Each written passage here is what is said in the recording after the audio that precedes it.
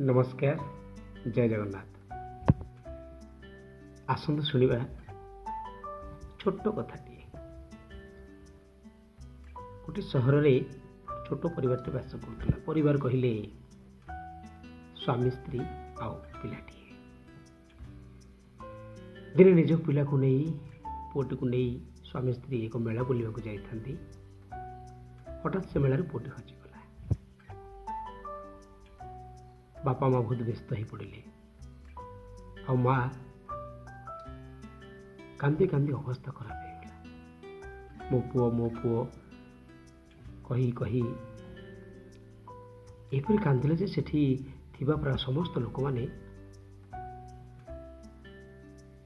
दुखरे भांगी पड़े और समस्ते खोजाखोजी करने लगे। सेठार उपस्थित थिबा पुलिस भाई मैंने खोजाखोजी काम आरंभ कर। प्राय 1 घंटा पर पुलिस बंधु मैंने पुओ को आनी माँ पाखे पहुँचाई दिले।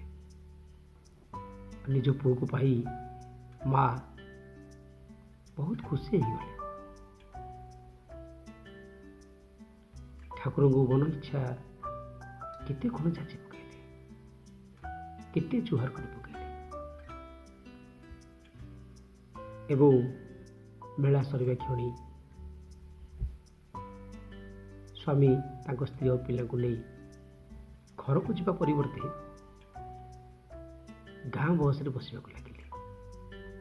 हठात स्त्री कहले, अरे आम पुओ को पाई सारे आउ घर को न जाई ये बस रे कौटे जा कि। स्वामी जनक कहले, गोटाए घंटा निज पुओ को न पाई तबे केते कष्ट पाइल। मो माँ मत 10 वर्ष है देखी। चिंता कर पड़छ से केते कष्ट पाउथो।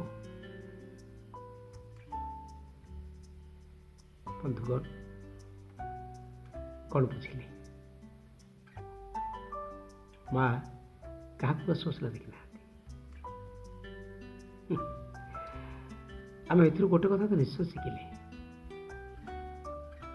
माँ बापू कष्ट दे ना आज पर्यंत के खुशी अच्छा ना के खुशी रे। आसतु ना माँ बापा को भल पाइबा, सम्मान करवा, से आदर करवा, जत्न करवा, आउ जहाँ किसी करार अच्छी जीवन अवस्था करवा करंतु ना। देखिए